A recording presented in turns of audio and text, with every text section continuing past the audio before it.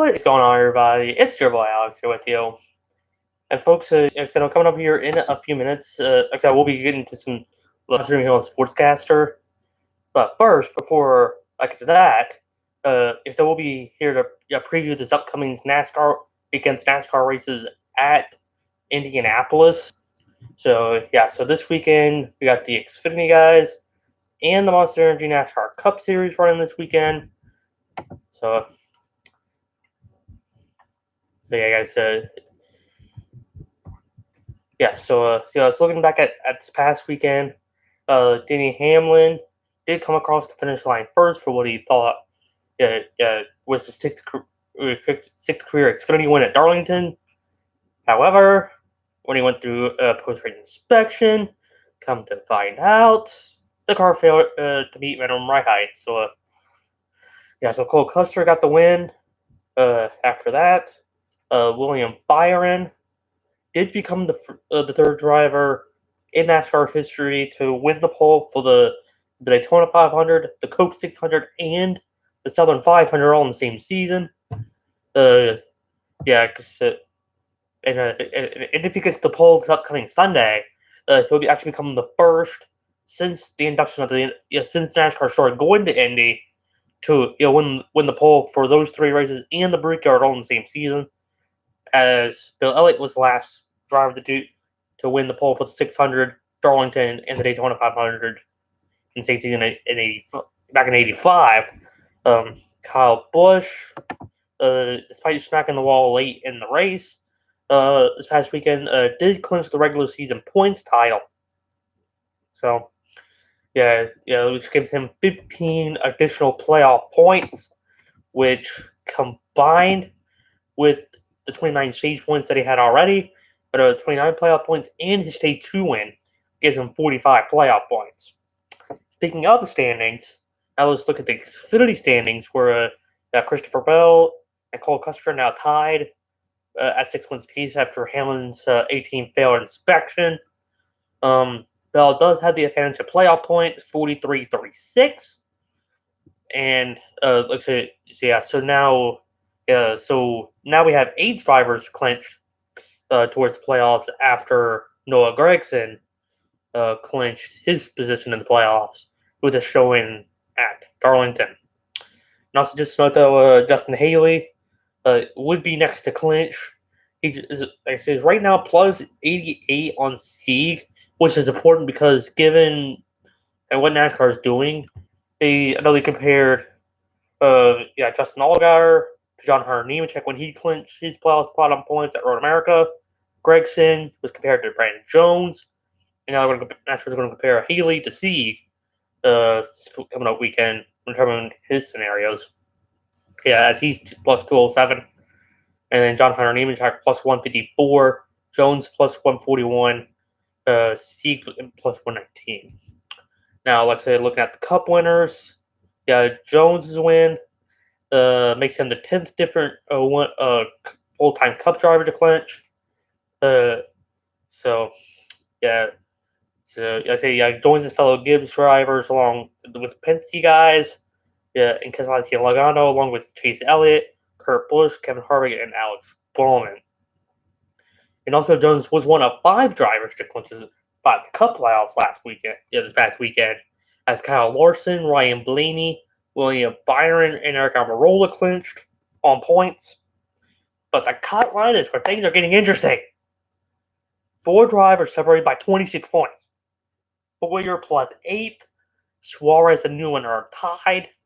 But right now, tiebreaker goes to Suarez because of his third at Texas. And then Johnson minus 18, which 2 good stages this weekend. I mean, if he could be up front at the end of lap 50, which in stage 1, and at lap 100 at the end of stage 2, which is the end of stage 2, he could damn sure be contending for a spot in the playoffs. I mean, especially given Suarez and Newman are tied. So now we got that out of the way. Now we're going on to the tracks, to the speedway itself. For the Xfinity guys, this is their 7th time race at the Brickyard. After racing at nearby Lucas Oil Raceway for 30 years. So, yeah, 6 of the 7 races have been won from inside the top 3, with the one exception being Brad Keselowski's won the inaugural race in 2012. And so, and like I said, and looking at the last 2 years, yeah, it's what NASCAR has been doing because the way these NASCAR guys have been at Indy, it's like, given the aero packages, it's like what like the leader could get, if somebody get out in the lead and then just drive away. Well, NASCAR decided that they were going to do something about that for the Xfinity guys, and actually they've been running restrictor plates on cars the last 2 years, like they would at Daytona or Talladega. But, and also, those were the first 2 ever races in which there were double-digit league changes. And also, just kind of put in perspective about how the speed had increased before the restrictor plates. The pole speed for the 2012 race, which was that inaugural race that Brad won, the pole speed was a 51.05. The 2016, which was the year before the restrictor plates, 49.46. 2017, the year they put the restrictor plates, 54.45. Now, last year's qualifying session was rained out. After rain had pretty much gave it as a lightning, or rather rain just pretty much washed out the whole week. So now looking at the Cup guys, this will be the 26th edition of the Brickyard 400. 16 of the 25 been won from inside the top 10. So, and also Jimmy Johnson has 4 Brickyard 400 wins. He's the only active driver with at least 3. And then, like I said, to my knowledge, I think he and Kyle Busch are the only 2 active drivers with multiple Indianapolis wins. So, and also, I know they may have started going to Indianapolis in '94, but it wasn't until '96 when the tradition started kissing the bricks for these NASCAR guys, as Dale Jr. and one of his crew members were crazy enough to go out to the yard of bricks, and start finish line, kiss them, and then like I said, it's just caught on. And looking at the trend, though, I think part of this was probably because of cautions. And the race pace of the last 4 Brickyard 400s was under 135 miles an hour. So pretty much, when you look at the results, when they're showing the average speed, it's been showing under 135 miles an hour the last 4 years. Last time it was over 135 would have made it 2014. When it was over 135, and then last year. Not only was it the first time qualifying was rained out for a Brickyard 400, but also the first time since 2014 that a race at the Brickyard 400 did not need overtime to determine a winner. The track record race pace was almost 156 miles an hour, which will be just over 2.5 hours, set in 2000.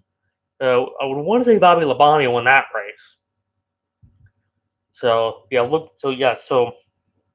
looking here at the schedule for this weekend, like I said, looking at there will be 2 Xfinity practices on Friday. Just note that if you want to see them live, tune in to NBC Sports Gold at 1 o'clock for first practice, 3 o'clock for final practice, or if you do plumb lazy to watch it on there, but when you want to watch it on your TV, tune in for first practice at 2 and final practice at 4. Now, as for Saturday, so Cup first practice is at 11 o'clock. Xfinity qualifying is at 12. Cup final practice is at 1:30 before the Xfinity race at 3. Also, Cup qualifying is at 10:30 on Sunday before the race at 2 Eastern on your local NBC station. Pretty much otherwise, everything will be all the Saturday action and Cup qualifying, you can see all those on NBC Sports Gold and on NBCSN. And like I say, you can also watch the coverage on NBC Sports Gold. But if you'd rather watch it on your television, tune in to NBC. So yeah, guys, so just want to try a quick preview of this weekend's Brickyard 400. Like I said, one last race to make the playoffs for the Cup cars. The Xfinity guys, they got 2 races this weekend. Next weekend at Las Vegas before their playoffs start here in Richmond. So yeah, guys. So yeah, guys, I'm about ready to go on over to Sportscaster to live stream U.S. Open Women's Quarters between Elise Mertens and Bianca Andreescu. So yeah, guys. So go join me over there. If you do not have a Sportscaster account yet, but would wish to create one, easy. Just go to sportscaster.com, click the sign up button near the top of the page, follow the applicable instructions, and then you'll have your account. My sports, so basically, so here's my sports, so here's my sportscaster username. I'm about to put that in the chat. Yeah, guys, so if y'all wanna go follow me over there, greatly appreciate it. So yeah, guys, so next week, let's say it's Las Vegas. Don't know when I'll be able to get around to that. So yeah, guys, so it's your boy Alex here signing off. Hope to see y'all over there on hope to see y'all over on Sportscaster. If y'all aren't able to make it, that's okay. Have an awesome rest of your evening.